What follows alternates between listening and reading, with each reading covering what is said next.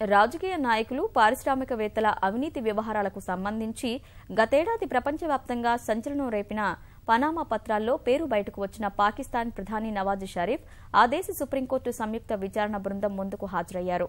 సభ్యుల ఆ దేశ సుప్రీంకోర్టు సంయుక్త విచారణ కమిటీ ఇవాళ విచారణ చేపట్టగా కరీబ్ షరీఫ్, ఆ దేశ ఆర్థిక మంత్రి ఇషాక్ దార్ కూడా విచారణకు హాజరయ్యారు. పాక్ ప్రధాని పదవిలో ఉంటూ సుప్రీంకోర్టు అత్యున్నత విచారణ బృందం ముందు హాజరైన తొలి వ్యక్తిగా షరీఫ్ నిలిచారు. ఇప్పటికే ఈ కేసుకు సంబంధించి నవాజ్ షరీఫ్ ఇద్దరు కుమారులు విచారణ బృందం ఎదుట హాజరయ్యారు. మనీ లాండరింగ్ విధానం ద్వారా డబ్బులు మళ్లించి నవాజ్ షరీఫ్ లండన్లో 4 ఖరీదైన భవనాలను కొనుగోలు చేసినట్లు పనామా పత్రాల్లో వెల్లడైంది.